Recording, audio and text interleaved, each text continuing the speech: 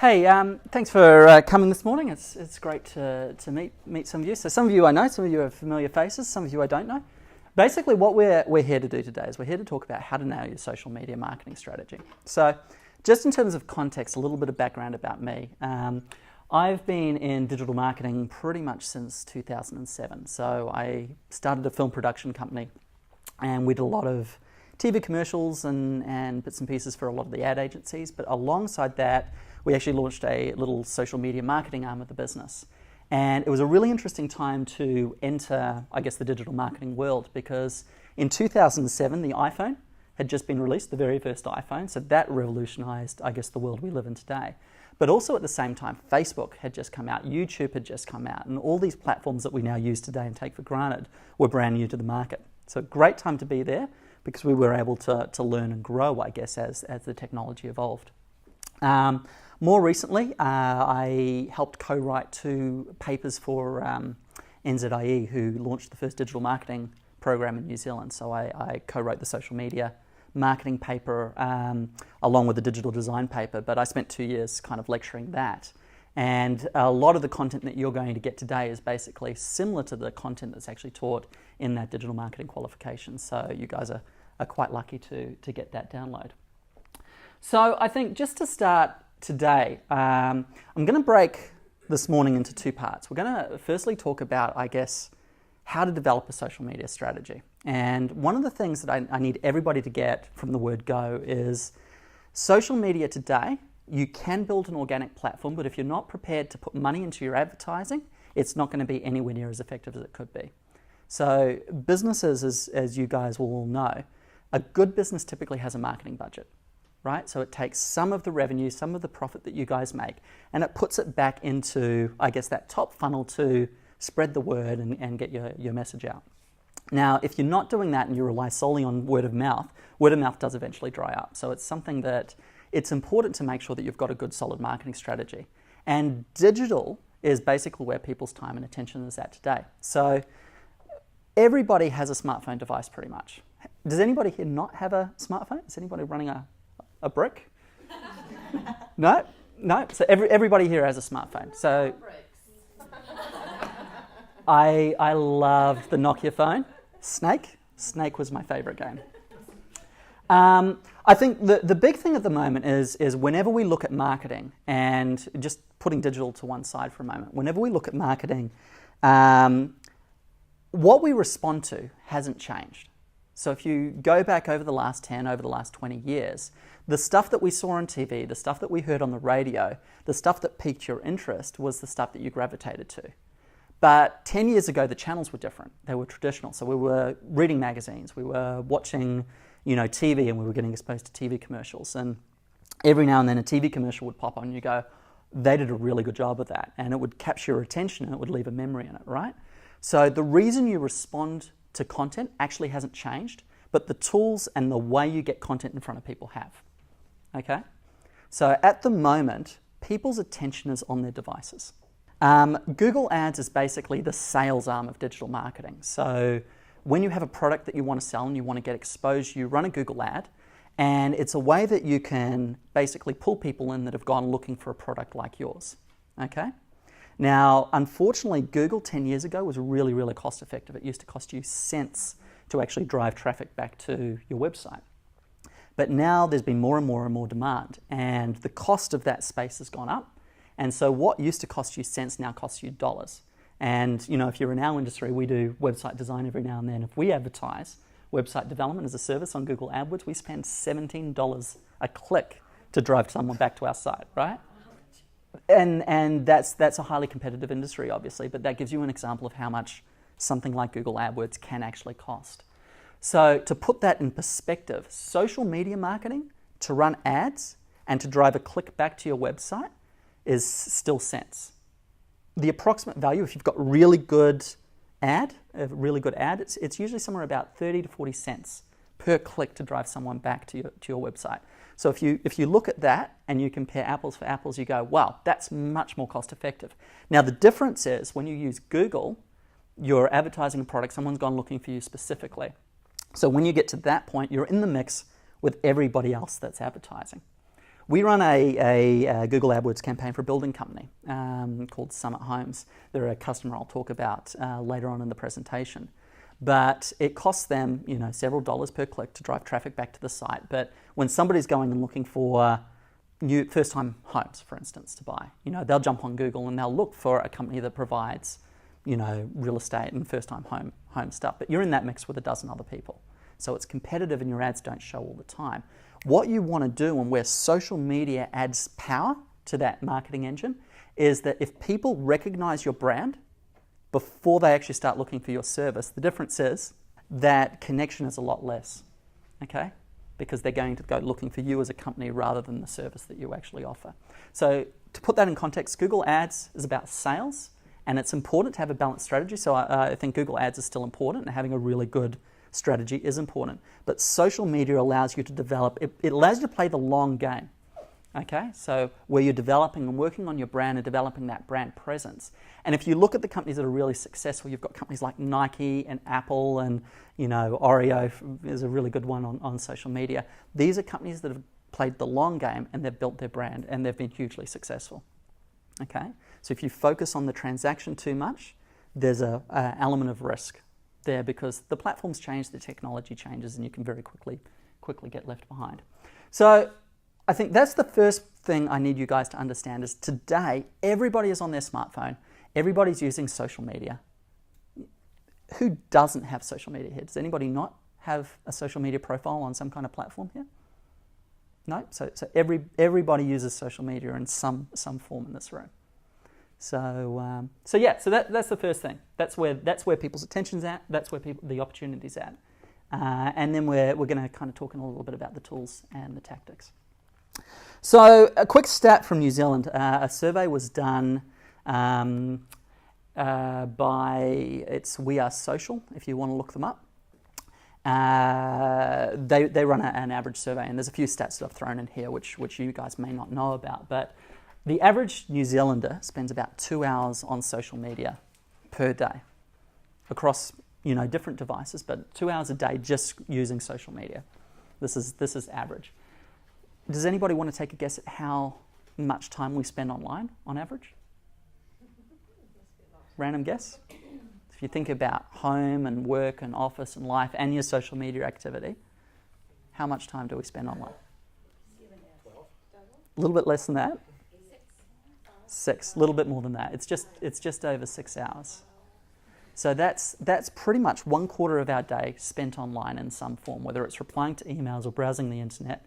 And social media, which is really interesting, social media is a distraction from us. It's a break where you can actually sit there and you can do something that's more entertaining, something that allows you to let your mind rest from the daily activity that you actually end up spending. So this is where social media is really powerful, is because you're in a mode where you're open to absorbing new information. Okay, so it gives you a massive opportunity to build that brand and get people to see you through social media. The next thing which is really interesting is that from a internet point today, if you're not producing content online in some form, in some way, shape or form, you're basically invisible to today's market because everybody is online. Everybody that's doing anything is online. So they're either going to be producing videos or they're going to be, doing Google AdWords, doing different kind of marketing activities. Podcasts is a brand new one, which we're going to talk a little bit about later.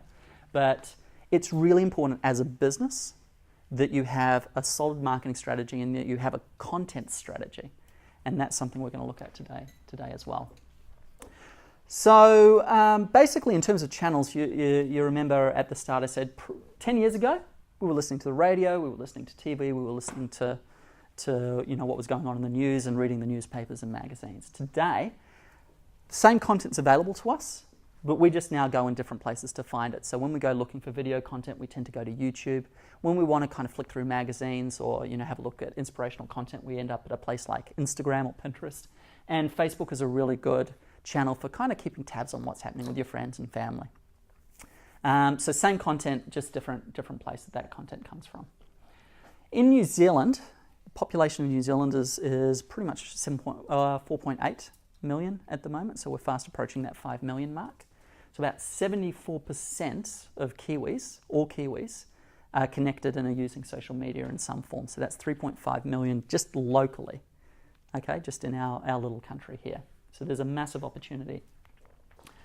In terms of the platforms that Kiwis most visit, and this is something that's interesting because we all know Facebook is the largest social media, but YouTube recently has actually become the default for the most visited social media site.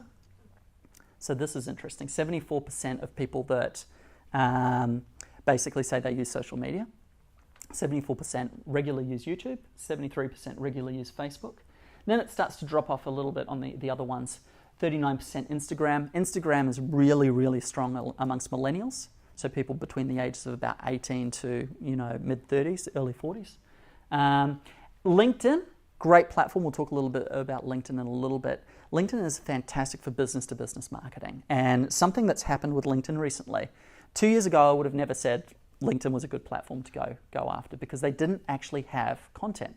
It was really just a place to go and look at jobs and see what your co-workers are doing and look up people's CVs. But recently, 2 years ago, when Microsoft bought LinkedIn, they changed and they've been rapidly developing as a platform for businesses, and they now provide media. So you can now get videos and articles and other content within the LinkedIn feed. So that's come a long way recently as well. So something I just want to start by, when you think about a platform, so someone like Facebook is a platform owner. They've obviously built this tool and they've given it to us for free, so you don't even actually have to pay for it if you don't want to, right? So everything on Instagram, on Facebook, on YouTube, it's free to use, okay? But as a business, they're obviously in the game to make money, so they haven't poured all this money in to the platform. They actually want to get something back from it. And so the way they make money is advertising, okay? So they want you to put money into ads to basically get that revenue back. One of the ways that they attract businesses to advertise on their platform is to make sure that they stay relevant to their users. So Facebook has worked really, really hard. They've developed over 2 billion users. If Facebook wasn't relevant, people would be dropping off. They'd be bailing out and advertisers wouldn't want to be there because they wouldn't be able to get their messages in front of the right people. So there's an algorithm that most of these social media platforms use, and the algorithm helps determine the relevancy of content to you. And we're going to talk a little bit about that algorithm later. But one of the things to keep in mind is that if Facebook wasn't interesting to you, you wouldn't open it up. If Instagram wasn't useful or interesting to you, you wouldn't be scrolling through photos. Okay, so it's in that platform's best interest to skew the content to stuff that you'll be interested in. And if you look at something like Facebook, they have about 200 data points on each one of us that are connected to that platform. And things like job, age, relationships, to name a few, your location, where you shop, some of the pages that you like. It's all builds a profile, a digital profile of who you are as a person, and that profile is used to try and align content that you're most likely to be interested in. So from you and I, from a business perspective, we obviously want to use a platform because there's an audience there that we can reach, right? And for us, we can produce video content, we can produce an image, we can produce a little piece of audio, and basically there's this amazing platform that allows us to put it up for free and get people to see what we're doing.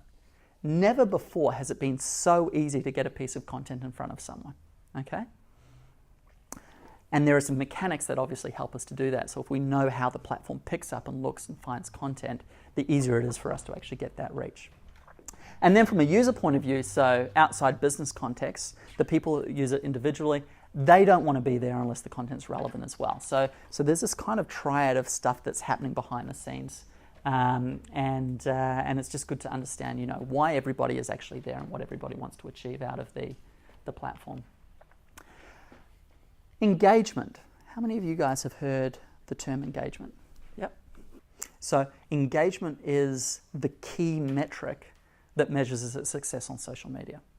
Basically, every time you go onto social media and you like a post or you share it with a friend or you drop a comment on it, whether that's good or bad, the platform basically recognizes that as interaction on that content or what's known as engagement. Okay? And the more engagement you get on a piece of content, the more that piece of content is going to spread by itself organically on on a platform. Pretty much every platform that we use today, regardless if it's YouTube, Facebook, Instagram, Pinterest, they all have an algorithm which works out the relevancy of content and how that spreads. And the main metric that they use to determine that ranking or that score is the engagement score that you get. The other thing which is really interesting when you look at social media and the content online, if you can develop a really, really good social media strategy, and we're going to be walking through in a moment some ways that you can build that from the ground up, what you really want to be doing is you want to be getting people to comment. You want to be getting as much information in terms of engagement on the post as possible. So when I run a drink bottle company and I'm selling, metal drink bottles, I want as many people as possible to see my content and jump on and say, these are so good for the environment, they're saving plastic, they keep my water cool, like I've never had a drink bottle like this before, right? So when people online see those kind of comments, which are their peers essentially, 92% of them are more likely to trust that product and that brand than if I was just simply to go out and put an ad up and say, like my drink bottle, it's really good for the environment. Okay? Strong brands. So, if we're talking about a couple of brands that do really, really well on social media, we've got Red Bull, Nike is a really good example. Lululemon is a great brand on social media. They've been going from strength to strength to strength recently. One of the things that all these brands have in common is that they've built amazingly strong communities around their brands. And a lot of those communities are built up around social media and what goes on social media. A really good example of this, Lululemon has 2 million Facebook followers. They're very relatable to their audience. They've been very honed in the kind of content they produce and how they go about showing what they do. And one of the things I love, and this is a really great way to generate engagement, just as an example, this is a post that they put up. Fun, quirky, good photo, and they had a whole heap of comments come down. So what I want to point your attention to is how Lululemon are actually interacting. Now, this is really interesting. They've got real social media managers in their business. So there's 2 people here responding to comments on this feed from Lululemon. One is Lauren, and one is Lina. So Lola says, hey, I love it. Great, can't wait, And Lululemon responds, or Lauren responds, I'm loving those special edition Wonder Undies too. Have you had a chance to try them out yourself yet, right? So there's instantly going, man, thanks for taking the time to drop us a comment, and we're going to try and add some more value to you. The next one down is, someone has tagged someone else in this comment and said, hey, Sean, this is a great gift idea for your amazing wife. Obviously a bit of a play, so the wife's picked it up and tagged her husband and said, hey, hint, hint, this is a really good thing for me. I love the way Lululemon has responded to this. They've gone, I'm on board with this subtle gifting hint. Sean, are you picking up what Leah's putting down? Right? So it's a really nice sense of humour that's coming out. There's a tone of voice and there's a personality being expressed behind the brand. And this is really, really important on the social media front. So I just wanted to use that to kind of create a little bit of context for everybody as we move forward. So for those that are starting businesses, this next section, what we're going to do is we're going to go through and we're going to walk through step by step how to actually build a social media strategy from the ground up. And for those that are running social media or are in business, this is maybe a great place that you can kind of pull and extract some things that you might not be doing out. So we call this the 4-step social plan. So some of you may or may not have seen this before. This is a pretty common used model when setting up social media strategies. Basically, there are 4 steps in the process. So we start by auditing, I guess, what we've got, or, if you're not up and running yet, what your competitors have. This is a really good starting point to kind of get a really good feel for what's happening in the market, how people are working, what kind of content is working really well. It gives you a way to kind of create a really good foundation for what you want to build on. And then you go and you develop a plan, okay? So you use all that knowledge that you've clustered and you kind of work to go, cool, now that we know what works, this is what we need to actually do. These are the schedules, this is our content strategy. So we're going to walk through this. We're going to have a look about creating an engagement. So once you've actually got your social platform and strategy up and running, how do you actually get people to interact with you? And then the most important thing here, which often gets forgotten, is how do you measure it?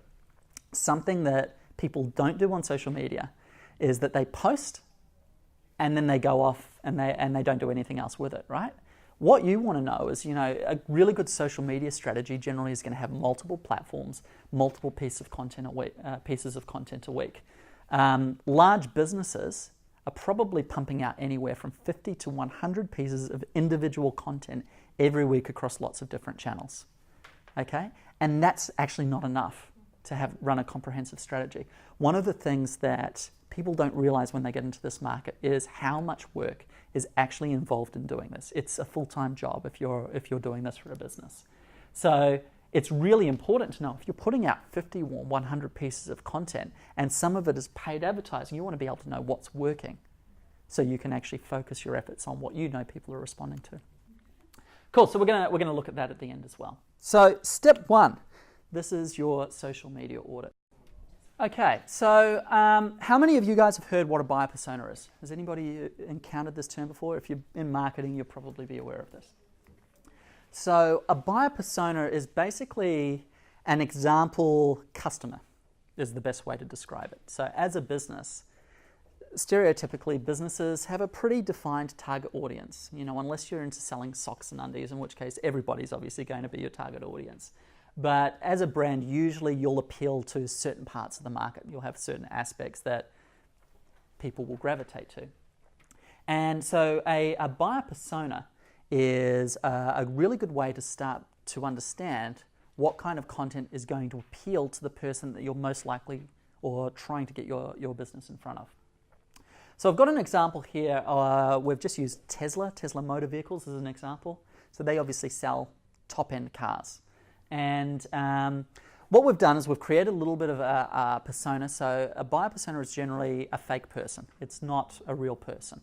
Now, one of the best ways you can move to try and understand this is if you're just getting started and you don't really know who you're trying to target, but you know who your competitors are in the space.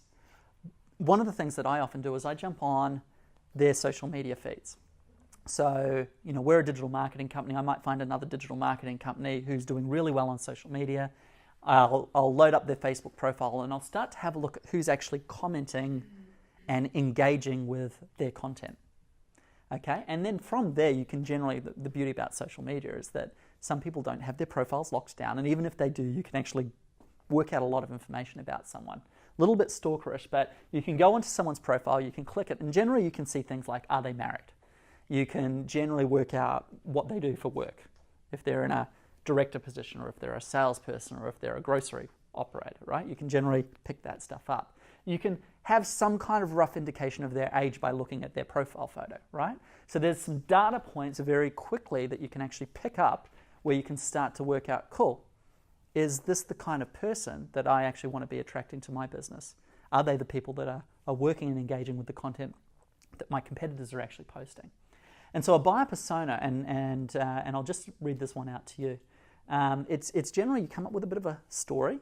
You kind of create a character. It's a fake person, but you, from what you're seeing, from the data points that you have access to, you kind of come up with a little bit of a bio about who your character would likely to be. So Joe's story is as an example persona for Tesla. So Joe came up with an idea for his business 5 years ago. He's an entrepreneur. He built an app which helps users budget their personal finances and helps them save. Since then, the company has grown and is now worth $15 million and now employs 50 staff around the world. He's a social connector. He loves attending functions and gatherings, especially where there are other like-minded entrepreneurs. He's not married, but he has one child. He loves skiing. He visits exclusive lodges around the world. Obviously, wealth helps him to do this. He's very much into his outdoor adventures. Photography is a hobby of his. He likes to show off his wealth, and he likes to flaunt his success a little bit in public circles. So there's a little bit of background behind Joe. And one of the things I like doing with a buyer persona is kind of finding a picture that when you're reading this bio, reading this description, you can kind of visualize that and start to piece that together. In terms of the demographic and psychographic information we've detailed here, he's 42 approximately. He's single at the moment. He has an annual income of $250,000 a year, Ponsonby based, lives in Ponsonby. No qualifications. He's a high school dropout, so like most entrepreneurs, he's just a really driven, self-made man. From a personal point of view, self-made, entrepreneurial, really, really motivated. He's a natural leader, a big picture thinker, and he's got some hobbies and interests there. And I think this is just an example, obviously. I just wanted you to take a moment to think about how you describe your typical customer, because most marketing strategies, they'll be built up of several of these, right? So you'll pick a snapshot, You usually do half a dozen different personas, and it gives you different audience options to actually try and target as well. So we're going to talk about Facebook and targeting of Facebook in the second half of this afternoon. But just to wrap up, because I'll give you guys a break in a moment to stretch your legs, just to wrap up where we're at the moment. Buyer persona is incredibly important to help you understand who your customer is, who your community is, and what you're trying to build around. The next part of auditing is the ability to actually go and actually document all your details, right? So I'm not going to get you to do this right now, but on the form when you have an opportunity, it's good to actually go away and go, if you've got a Facebook page, if you've got an Instagram page, if you've got a YouTube account, having a central place where you keep all your usernames and passwords, because evidently most businesses grow, and even if you're a one-man band at the moment, having a central document or a place where you can store all that information is really, really useful. But the other thing I want to talk to you about is when you're setting up accounts, try and streamline your account handles so they're all consistent. Okay? So in our case, our website is blackdrop.co, so where possible, our handle is at blackdrop.co. It doesn't matter if you're visiting us on Instagram or visiting us on Facebook, visiting us on YouTube, you're using the same handle. So what you'll often find in social media is when you want to mention someone or put something in a post and add someone into that conversation or tag them, you use the @ symbol like you would in an email, and then use the social handle, which is usually the end of that address. So where possible, keeping that consistent means you don't need to actually talk about your YouTube channel and your Facebook channel and your Instagram channel. You just go, find us at blackdrop.co. Doesn't matter if it's at your website, your social media, it's all consistent. It makes it really, really easy for people to remember you. The other thing which is really good is you're going through this this document and you're writing this stuff out. Having a clear idea on what you want to use that channel for is really important. So Instagram is a visual medium, right? Not a great place to necessarily write articles, for instance. Okay, but it is a great place to inspire people with stories and quotes and other content that's going to be relevant for someone that is looking for inspiration on the channel. Facebook and LinkedIn is a great place. Well, LinkedIn in particular is a great place for articles and education. Okay, so it's really, really important when you take a step back, and we'll talk about these channels later. It's really important to take a step back and go, cool, we know what this channel's for. It helps you define what kind of content should actually be posted. It shouldn't be, just aim, fire. You should be really strategic and really purposeful in understanding what the channel is going to be used for and the kind of content that is actually going to go well on that channel. And then the last one, when you're going through this audit, it is really, really important to work out what your competitors are doing. Now, your competitors might be absolutely rubbish and doing nothing at all, but it's still important to understand that, because you can sit there and go, great, this is the benchmark, this is what I need to be doing to actually getting above that. And that's the goal, is to aim to be better and more engaging and producing better content than what your competitors are doing, because that's going to have a direct reflection on how people perceive your brand in the marketplace as well. Cool. Just to wrap things up before we move on to the next point, we'll have a quick break now. We talked about engagement a little bit before. One of the questions I get asked a lot by clients is, how do I work out whether my social media is working well or not working well? And obviously there's some clear metrics like clicks. How many clicks is that generating back to the website? But sometimes it's not necessarily about clicks. Sometimes you have other goals by actually putting content out on social media. Branding is a really good example of that. And the metric that's used for measurement is, as I mentioned earlier, engagement. Simply put, engagement, if you want to work this out as a formula, a good engagement rate is above 1%. And if you're dipping below about 0.5%, your content probably needs some work. And to work that out, you basically take how many likes you get on a post, how many comments you get on a post, how many people share that or mention other people within the post. You times all that by 100, gives you a figure, and then you divide it by the amount of followers that you have on a platform. It's a really good formula. It gives you percentage. And typically speaking, if you're over 1%, your content actually isn't doing too badly. But one of the things you want to do when we get into the measure section is you want to keep a track of that as you're going, because if you can keep improving that, you're getting better and better and better at your social media activity. So the reason we use this formula is obviously this isn't necessarily about the number of followers that you have. It's about how good the content is, and the content is what is that direct reflection on effort that you're putting in and the response you're getting for that effort. Last one, and I'm going to leave this up on the screen for you guys while we take a quick break. This is a bit of a snapshot of the top 6 social platforms that are used in New Zealand on a regular basis. So you've got Facebook, Instagram, Pinterest, podcast, YouTube, and LinkedIn. Have a nosy at this while we're having a break. We've got some demographic information, size of platforms and stuff like that, and some information around what these channels are best used for. And when we come back, we can have a bit more of a break. But let's just take 20, just a little bit. We're not breaking for lunch right now, but it's a good opportunity to meet some other people and just get to know each other. Cool, we'll kick things back off in another 10 minutes.